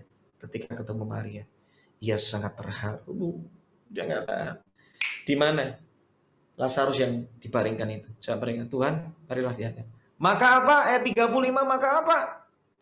Yesus sampai nangis. Ini. Buat orang-orang yang boros, engkau kasih hidupmu benar-benar buat Tuhan. Yesus menangis ketika engkau juga nangis. Yesus nangis ketika kamu nangis. Buat engkau yang memberikan hidupmu segalanya untuk Tuhan. Tuhan tahu. Your deepest pain. Your visi terbesar. Tuhan tahu harga yang kau bayar. He knows it. Dan jangan kaget. Dia juga menangis. Dan dia mau melakukannya buatmu dan untuk kemuliaan Tuhan. Kata orang-orang Yahudi itu, lihat betapa kasihnya kepadanya. Dan kita tahu kisahnya. Gak lama setelah itu, Yesus berkata, kata Yesus, angkat batu itu. Singkat cerita, Tuhan dia sudah berbau, jawab Yesus, bukankah aku katakan kepadamu bahwa kalau engkau percaya engkau akan lihat kemuliaan Tuhan. Yesus menengadah ke atas, mengucap syukur. Dan singkat cerita, 43, Lazarus, marilah keluar.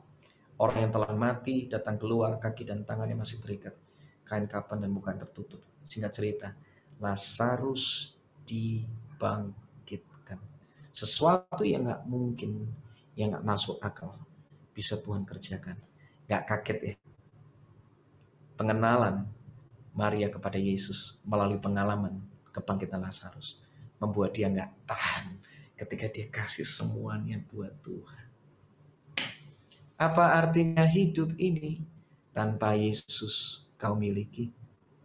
Apa artinya semua kekayaan tanpa Yesus kau kenali?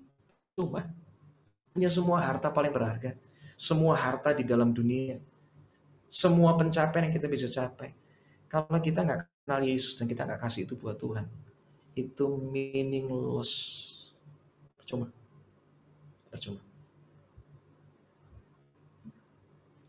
Tuhan cari penyembah, true worshippers yang Tuhan cari. The Father is looking for those who will worship Him. Yang true itu yang gimana? Yang benar, yang boros. Jadi kalau belum boros, hari ini belajar boros buat Tuhan.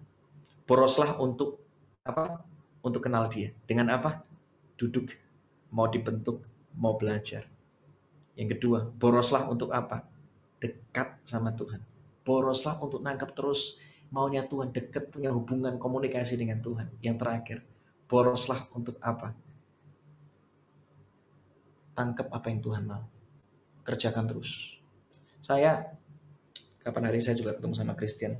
Kita lagi bangun sebuah, tadi saya katakan tentang animated worship. 13 tahun loh, saya sudah membangun dan itu gak gampang. Terakhir kami punya tempat itu di Serpong, Gading Serpong, dan tempatnya udah dibangun begitu bagus. Pandemi membuat kami harus berakhir semuanya. Lagi ngantor 4 bulan, di kantor yang nilainya udah miliaran. Saya harus ngomong apa adanya. Perusahaan yang menaungi tempat itu bermasalah. Dan singkat cerita, 4 bulan kami pakai, dan habis itu bubar, bye-bye. Penantian 13 tahun itu kayak hancur cuma dalam hitungan 4 bulan kantor. Serius, itu saya ngalamin tahun lalu. Semuanya kayak hancur, gak lihat apa-apa. Tapi saya akhirnya di satu titik, saya belajar, Tuhan aku tahu semua taburanku itu gak pernah sia-sia di hadapan Tuhan. Karena saya tuh rindu banget. Kenapa? Tiap kali pelayanan kemana-mana, saya rindu itu banyak penyembah di gereja lokal. Itu bangkit. Gitu. Saya kadang-kadang gregetan, kita nyembah Tuhan yang sama, harusnya tuh kan hadirat Tuhan yang sama, harusnya mentalitas yang sama, harus kita punya kan kita mau kasihnya buat Tuhan, bukan buat manusia. Saya rindu banget di mana-mana tuh bisa ngalamin namanya worship revival. Hati saya nangis setiap kali kalau dengar gereja ini ngalamin ini, kok nggak bangkit. Sedih hati saya. Singkat cerita, semua taburan saya. Ternyata di bulan Januari kemarin ada seorang teman yang tiba-tiba datang, Ki, aku punya tempat di Grogol, aku sewa. Tapi nggak tahu kenapa Tuhan bicara terus tentang unlimited worship. I want to support you. Lu kan lagi kekurangan. Iya. Ya, aku tuh kontraktor. Aku cuma bisa bantu ini. Kita coba bangun pelan-pelan ya. Di proses pembangunan itu, tiba-tiba ada satu uh, cable TV provider menghubungi saya. Pak Frankie, bisa nggak bantu kami untuk jadi konten, bikin konten untuk worship konten di TV kami. Singkat cerita, gara-gara melalui proses itu, akhirnya hari ini kami bisa survive, bahkan bisa membuat suatu hal yang lebih besar yang lagi sedang kami kerjakan, sedang kami rencanakan. Gara-gara apa? Gara-gara semua taburan, hubungan, dan singkat cerita, persembahan yang terbaik yang saya kasih buat Tuhan. Hati Tuhan buat generasi ini, hati Tuhan buat para penyembah. Makanya saya nggak akan berhenti untuk terus kerjakan yang Tuhan suruh. Dimulai dengan duduk, dimulai dengan dekat, dimulai dengan terus mendengarkan firman dan isi hati Tuhan. Itulah penyembahan yang poros, yang Tuhan cari, yang Tuhan rindukan, yang Tuhan mau dapati dalam kehidupan setiap kita. Penyembahan itu apa? Poros. Tuhan memberkati. Wah, luar biasa ya. Thank you banget Kak Frankie Kuncoro yang sangat memberkati setiap kita ya, apa yang dibagikan ya. Saya summary sedikit bahwa ya kita menyembah itu ya harus boros ya, boros untuk kita duduk di hadapan Tuhan, kita dekat dengan Tuhan ya, boros dekat dengan Tuhan, dan yang terakhir kita boros untuk mendengarkan apa yang Tuhan mau bicara sama kita ya. Jadi kita bisa semakin peka apa yang Tuhan mau. Bahwa saya percaya yang pertama, Roh Kudus itu pasti berbicara dalam kehidupan orang itu kalau dia salah. Oke? Itu yang saya percaya. Yang kedua, kalau kita memang mau kasih tahu tentang seseorang, pertama pastikan kita punya hubungan yang baik. Karena ngasih tahu orang kalau nggak punya hubungan yang dekat itu namanya kayak ngajak perang. Lu siapa? Ya kan? Apalagi kalau kita nggak punya kredibilitas untuk bicara gitu. Jadi saya sih lebih daripada cuma ngurusin dia salah pilih lagu, saya mendingan bangun hubungan dulu sama dia, ya. Karena dengan kedekatan baru kita bisa kasih masukan buat orang. Saya percaya kayak Christian gitu, orang nggak kenal tiba-tiba, lu nyanyi salah deh. Wah itu ngajak perang tuh. Tapi kalau ada seseorang yang pernah nabur sesuatu sama hidupnya Christian, sering ngasih makan kayak, gampangnya gitu ya, sering memperhatikan, sering kali nabur firman, mendoakan, menguatkan. Jadi kalau mau negur orang jangan fokus sama kesalahannya dulu. Fokus sama hubungannya dulu. Seberapa dekat kita sama dia. Begitu hatinya terbuka, baru kita ngomong, bro, gue tuh kalau lihat lu tuh kayak gini. Rasanya lu lebih bagus kalau ngerti bahwa fokus kita tuh bukan kepada manusianya. Ya. Kalau kita fokusnya kepada manusia, penyembahan kita jadi terbatas. Karena kita selalu nunggu. Kalau bukan yang ini, berarti kita nggak bisa ngalamin Tuhan. Jangan mau dong dibatasi sama orang. Kita punya akses sendiri sama Tuhan kok. Nah, itu kan jadi akhirnya melalui hubungan yang dekat, ada keamanan di sana, ngomongnya jadi lebih mudah. Ya, yang ketiga, yang terakhir yang bisa dilakukan adalah melalui pengajaran. Nah, gembala atau gereja atau siapapun pemimpin yang ada di gereja harus mengajarkan kebenaran tentang penyembahan. Nah, itu diperlukan supaya akhirnya jemaat sadar apa yang baik, apa yang salah, apa yang sudah baik, yang bisa ditingkatkan, mana yang perlu diperbaharui. Ya, jadi caranya melalui 3 hal itu. Ya, jadi pertama melalui Tuhan pasti berbicara, Roh Kudus, itu. Yang kedua adalah melalui hubungan, yang ketiga adalah melalui pengembalaan atau kepemimpinan. Saya rasa itu 3 cara yang paling efektif. Ya. Oke, thank you Kak Frankie. Ya, ini ada yang bertanya juga ya. Untuk yang baru pemula menjadi worship leader, sebenarnya persiapan apa saja yang biasa Kak Frankie lakukan ketika mau memimpin pujian? Oke. Tips pertama adalah persiapan kehidupan. Ya. Karena em, penyembahan yang terjadi di atas panggung itu merupakan manifestasi yang kita sudah hidupi di bawah panggung. Gini loh, pelayanan itu kan goalnya adalah membawa orang untuk mereka bisa menyembah, mengalami Tuhan, mengenal Tuhan. Lah kita kan nggak mungkin bisa bawa orang kenal Tuhan kalau kita sendiri nggak kenal Tuhan. Betul ya? Saya nggak akan bisa bawa orang kenal Kristen kalau saya sendiri nggak kenal Kristen. Betul ya Kristen ya? Iya kan? Saya harus kenal Kristen dulu. Betul. Saya harus kenal Tuhan dulu, ngalamin Tuhan dulu setiap hari, baru saya bisa bantu orang. Makanya yang pertama itu adalah persiapan kehidupan. Pastikan bahwa hidupmu punya hubungan, pengalaman, perjalanan dengan Tuhan. Baru kau bisa bawa orang lain untuk mengenal Tuhan. Saya sering kali ngomong kayak gini, nyanyianmu itu baru bisa menjadi hidup kalau engkau hidupi, gak cuma dinyanyikan. Kuasa dari penyembahan itu lahir dari kehidupan. Ya, jadi pertama yang Tuhan urapi itu hidupmu. Kalau nyanyianmu jadi penuh kuasa, itu karena apa? Karena engkau menghidupinya.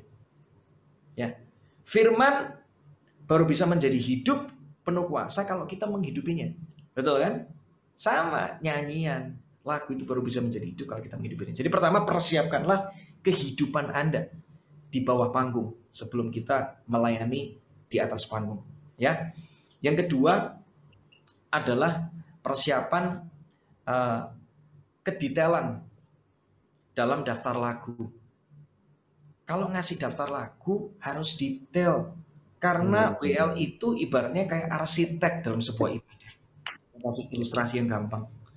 Nah, ketika ngomong arsitek berarti dia kan harus bisa membuat blueprintnya, rencananya kemana. Kalau dalam konteks pemimpin pujian, pesan yang paling terbaik apa yang bisa disampaikan untuk mewakili pengembalaan, tentunya dikasih judul lagunya harus ada dasar firmannya, habis itu harus ada nada dasarnya, harus ada bagan lagunya seperti apa, harus ada link YouTube-nya kemana. Karena gini loh masalahnya, kalau pimpin lagu itu nggak pimpin sebagai pemimpin pujian itu nggak detail, itu pemain musik itu kasihan yang pertama. Contoh, ngasih lagu cuma seperti rusa.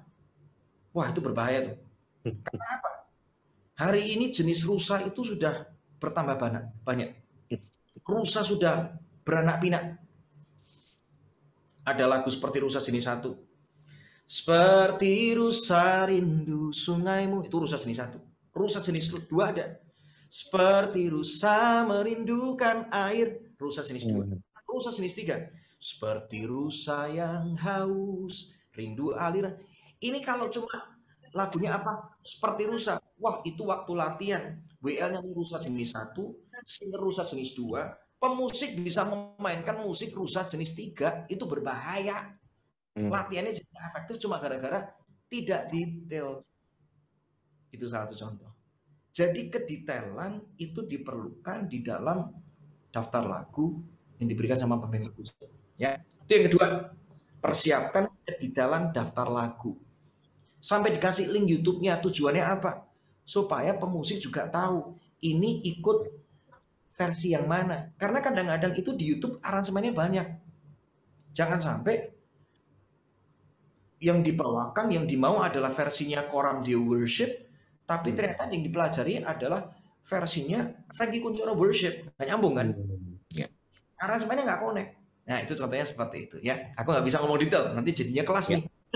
Yang ketiga, yang terakhir adalah persiapkanlah hubungan dan komunikasi yang baik dengan sesama pelayan.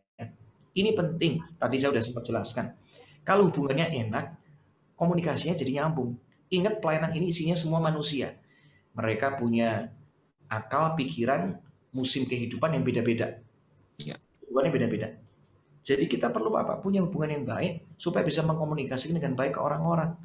Kalau mau ngasih teguran, kalau mau ngasih masukan, atau kalau mau misalnya mau minta waktunya, atau mau menjelaskan sesuatu, mau minta dia meningkat, jadi enak. Karena apa? Hubungannya baik. Ya, jadi kalau ketiga, persiapkanlah hubungan dan komunikasi yang baik. Supaya ketika kita minta segala sesuatu, bro, pelajarin dong lagu ini. Kalau kita nggak deket itu tetap jejaknya beda. Hubungannya terlalu profesional. Tapi kalau kita deket, bro, gue mau kirimin lu makan nih. Apa nih? Wah, gara-gara makanan jadi nyambung. Setelah kasih makanan tiba-tiba ngomong gini, bro, nanti kita kapan-kapan bahas masalah lagu ya. Seru nih kalau sama lu ngomong nih. Nah, kan enak kan? Jadi Ya. cair. Ini sederhana tetapi itu benar-benar impactful dalam sebuah pelayanan. Cuma Hmm. sebungkus nasi goreng, kita jadi ngobrolnya jadi enak. Ya. Simpel kok kadang-kadang dalam kehidupan ini. Ya, jadi 3 hal Ya. ya tadi ya. Pertama, persiapkanlah kehidupan di bawah panggung, Kehidupan. penyembahan. Yang kedua, kedetailan dalam daftar lagu. Ketiga, persiapkan hubungan dan komunikasi yang baik dengan sesama pelayan. Tuhan memberkati. Baik, thank you Kak Frankie. Ini ada juga yang bertanya, bagaimana Kak Frankie yang terakhir tadi yang soal boros mendengar suara Tuhan, saya suka sulit untuk mendengarkan suara Tuhan, boleh dibantu bagaimana caranya? Oke, kalau saya mau katakan sebenarnya itu nggak sulit. Mendengarkan suara Tuhan itu harus dimulai dari hal yang paling sederhana dan harus taat. Karena suara Tuhan itu saya belajar dimulai dari hal yang paling sederhana. Dimulai dari apa? Ketika kita misalnya digerakkan baca firman. Ayo, Christian pernah nggak? Tiba-tiba udah lama nggak baca firman, tiba-tiba kayak digerakin, baca firman dong Christian. Ya, pernah. Dan mendengar suara Tuhan itu harus dari ketaatan kecil. Kalau yang suara kecil aja kita nggak dengarkan, gimana Tuhan bisa berbicara dengan sesuatu yang lebih dalam buat kita? Ya. Jadi kepekaan itu butuh waktu, itu sebuah proses dan nggak pernah ada habisnya. Saya mau katakan. Dimulai dari apa? Hal-hal yang kecil, ditaati. Dari situlah kita akan ngerti. Ya, hal yang kecil itu simpelnya, misalnya apa? Contoh, tadi baca firman. Pernah nggak tiba-tiba lagi datang gereja, tiba-tiba digerakin Kristen untuk apa? Untuk mendoakan seseorang. Ada satu muncul suruh doain. Pernah nggak? Nah, kalau kita taat, kita akan semakin lebih peka. Contoh lagi, tiba-tiba digerakkan untuk melakukan sesuatu yang tertunda. Ya. Christian, kamu belum melakukan ini loh. Bukan cuma baca firman, tiba-tiba kayak Tuhan ngomong sesuatu yang lain. Kamu harusnya kontak dia lebih dulu deh. Kamu harusnya mengampuni deh. Ngerti kan? Ya. Hal-hal kecil itu kalau kita taati, suara itu akan lebih kuat. Ya. Tuhan akan percayakan berikut-berikutnya lewat suara-suara yang lain. Tuhan bisa berbicara melalui pintu yang tertutup. Tuhan bisa berbicara melalui pintu yang terbuka. Melalui kesempatan yang datang maupun kesempatan yang tertutup. Tuhan bisa bicara dan kita lama-lama tahu. Nah, setelah kita tahu itu gara-gara apa? Kita terus bergaul dan kita merindukan terus yang Tuhan mau. Nah, gimana Tuhan bisa berbicara kalau kita nggak pernah rindu sama Dia? Dan rindukan lagi nih, yang terakhir. Kalau mau peka sama suara Tuhan, rindukanlah pribadi Tuhan melebihi kuasa atau berkat Tuhan. Percayalah, aku akan menangkap tuntunan Tuhan. Gitu. Jadi, orang yang hatinya murni sama Tuhan, saya percaya akan mendengar banyak instruksi dari Tuhan dengan lebih lagi. Dan suara itu butuh waktu kok. Christian, kenapa kalau di rumah nih, kok bisa tahu tuh suara kakinya si papi, si mami, atau mungkin saudara? Kok bisa? Ayo. Gara-gara apa? Bergaul tiap hari. Tiap hari. Bisa bedakan. Kepekaan. Itu butuh waktu. Jadi nggak bisa langsung. Ya. Jadi bukannya kita nggak bisa dengar. Percayalah, namanya Bapak di surga pasti selalu rindu pengen ngomong sama anak-anaknya. Dia mau kasih tahu sama anak-anaknya betapa dia mengasihi anak-anaknya, betapa dia kepingin anak-anaknya itu naik dan tidak turun. Oh, itu hati Tuhan deh. Makanya Tuhan pasti ngomong. Yang terakhir deh, aku mau tambahkan. Percayalah bahwa Tuhan bakal ngomong sama kamu. Yang jadi permasalahan orang, Tuhan mana bisa ngomong sama aku sih? Aku kan jauh dari Tuhan. Aku kan bikin banyak salah. Percaya Tuhan pengen ngomong sama anaknya. Kalau kita nggak percaya, kita nggak punya iman, gimana Tuhan bisa ngomong? Karena tanpa iman, kita nggak bakal bisa menyenangkan hati Tuhan, nggak bakal bisa berkenan sama Tuhan. Ya. Jadi percayalah, Tuhan akan bicara lewat cara yang tidak pernah terpikirkan. Melalui istri saya aja Tuhan bisa bicara. Tahun lalu istri saya ngomong kayak gini, sayang, cukup ya unlimited worship, bubarkan. Bubarkan, serius. Stop. Hari itu kayak semuanya jadi freeze dan Tuhan ngomong kayak rest. Akhirnya saya ngerti. Tuhan bicara melalui istri saya dan saya ini rest. Terakhir saya udah cukup sibuk dan akhirnya saya merasa tahun lalu it's time for family. Break up. Dan hari ini Tuhan lagi bicara hal yang sama. Kenapa saya bisa peka? Karena kepekaan itu takes time. butuh waktu, melalui keintiman, melalui kepercayaan, melalui proses kita akan lebih dekat. Ya. Ya. Oke, thank you. Ya, ini kalau ada yang mau bertanya silakan ya. Saya masih buka kesempatan buat yang mau buka mikrofon atau tuliskan di room chat ya. Ini ada satu pertanyaan lagi. Kak Freddy, saya suka terdistract dengan hobi atau kedagingan saya ketika mau boros untuk Tuhan. Ya. Bagaimana ya, Kak? Seringkali terdistract. Jadi gini, kalau kamu sudah menikmati buahnya sama Tuhan, cara untuk kita nggak terdistract ya. Pertama, kalau ada suara kecil, jangan ditunda. Saya percaya ketika kamu lagi mau terdistract dengan games atau terdistract dengan hal yang lain, saya percaya ketika kamu tuh melakukan itu, saya percaya ada suara yang sebenarnya berkata sebaliknya.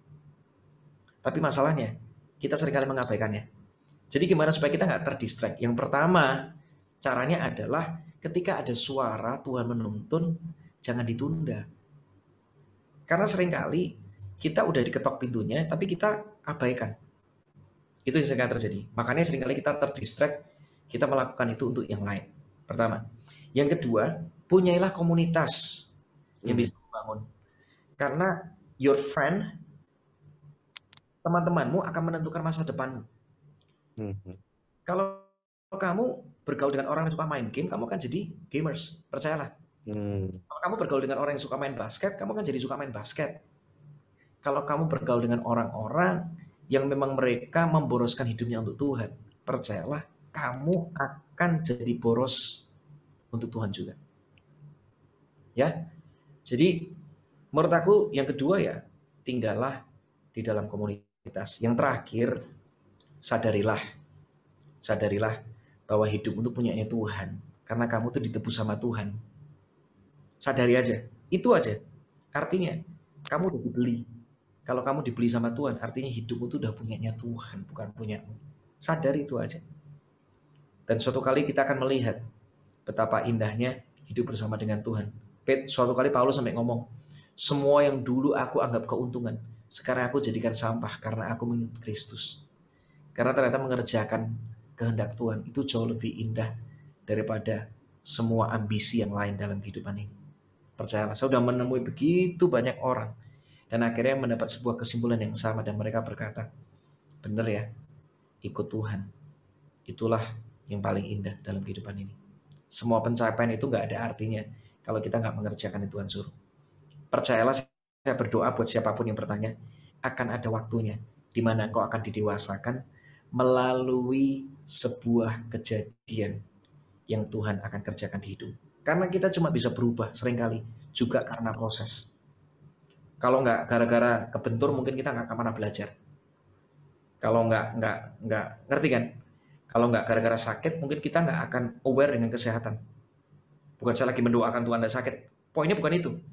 Seringkali Tuhan bisa izinkan sesuatu terjadi untuk Tuhan bisa berbicara lebih dalam hidup kita. Melalui kejadian yang kemasannya baik atau kemasannya seringkali nggak mudah buat kita. Saya mau katakan. Tapi itulah Tuhan begitu mengasihi kita sampai dia bisa berbicara dengan berbagai macam cara yang begitu indah. Ya, itu aja deh. Oke, ya thank you. Oke. The last ya, terakhir banget ini. Boleh. Ya. Siap. Kak Frankie ketika menyembah, khususnya ketika dalam korporat, saya suka minder atau tertuduh karena suaranya kurang bagus. Ya, jadi kira-kira gimana menurut Kak Frankie untuk mengatasi hal tersebut? Oke. Bentar ya. Oke, gimana mengatasi rasa minder karena merasa suaranya nggak bagus? Iya, ketika nyembah. Ketika menyembah. Penyembahan itu yang sejati itu nggak ada hubungannya dengan suara sebenarnya. Ya. Jadi menyembah itu bicara tentang mengagungkan Tuhan, mendeklarasikan tentang siapa Tuhan. Bayangin gini deh. Oke. Saya tiba-tiba teringat dengan sebentar ya.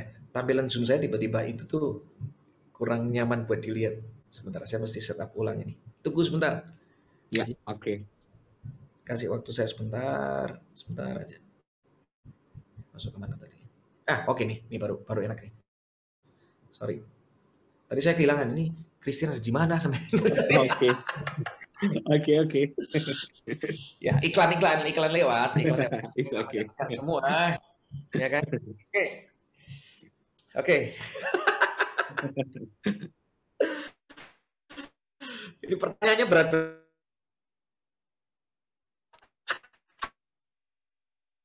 Nggak usah minder sama suaramu karena yang Tuhan lihat. Bayangkan gini, kali Paulus habis dikebukin, Kisah Para Rasul 16. Nanti baca ya. Yang nanya tolong baca Kisah Para Rasul 16 25 sampai. Di situ dengan jelas bahwa kan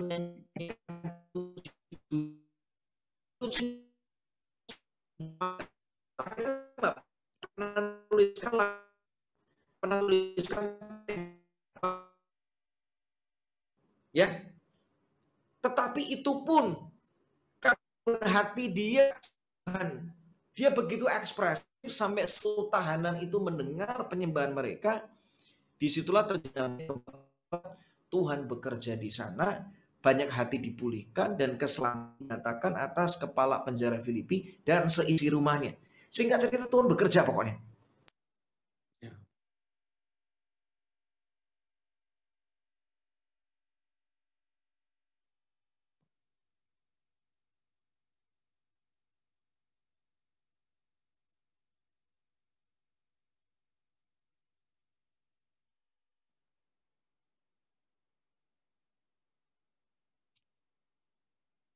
Oke ya, Bapak Ibu mohon maaf ya, ada gangguan sepertinya dengan sinyal.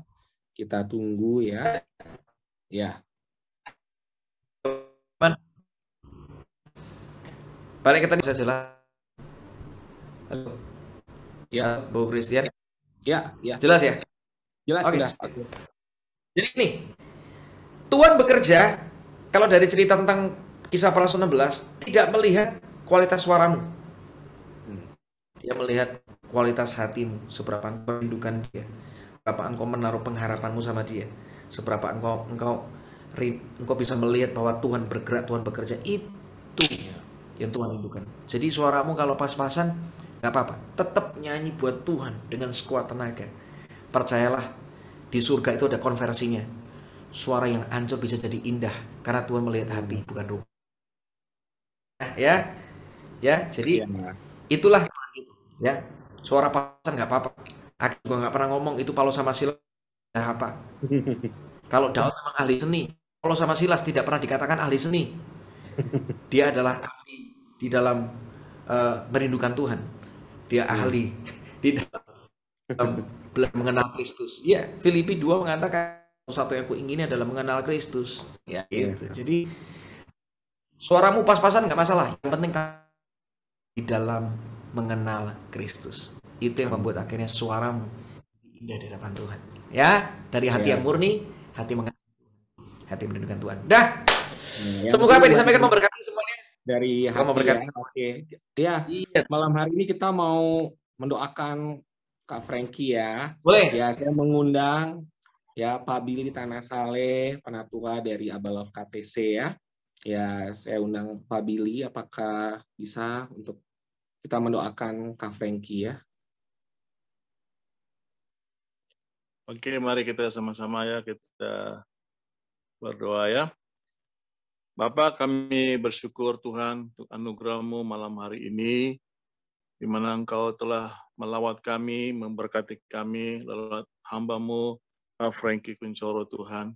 Kami bersyukur untuk apa yang telah Dia impartasikan kepada kami. Biarlah Roh Kudus menolong kami untuk kami bukan hanya menjadi pendengar, tapi terlebih kami menjadi pelaku dari kebenaran-Mu Tuhan. Kami hidup sebagai penyembah-penyembah yang benar Tuhan, yang menyembah Engkau dalam roh dan kebenaran, karena itulah yang Kau kehendaki, dan itulah yang Kau cari Tuhan, di dalam kehidupan kami, orang-orang percaya. Kami bersyukur, kami berdoa buat hamba-Mu, Pak Frankie Tuhan. Ya Tuhan, Engkau terus Tuhan berkarya dalam hidupnya. Engkau terus Tuhan menuntun dia, memakai hidupnya. Tuhan untuk membangun tubuh-Mu, Tuhan menjadi Tuhan penyembah-penyembah Tuhan. Bawa dia Tuhan untuk menyelesaikan rencana-Mu Tuhan, yang sejak semula Tuhan Engkau tetapkan bagi kami manusia, di mana Engkau menciptakan kami dengan sebuah tujuan menjadi penyembah-Mu Tuhan. Demikian Tuhan memakai hamba-Mu dalam pengurapan yang khusus. Roh Kudus bekerja, Roh Kudus yang mengurapinya, dan Roh Kudus yang terus memberikan hikmat dan juga memberikan karunia-karunia baginya untuk dia boleh melayani tubuh-Mu Tuhan dan membawa tubuh-Mu semakin serupa dan segambar dengan Engkau Tuhan. Terima kasih Bapak, berkati Pak Frankie dan keluarganya, dan mereka juga menjadi satu keluarga yang memancarkan kemuliaan Kristus, menjadi keluarga yang juga menjadi terang dan garam dimanapun mereka berada. Di dalam nama Yesus Tuhan, kami berdoa dan memberkatinya. Haleluya. Amin.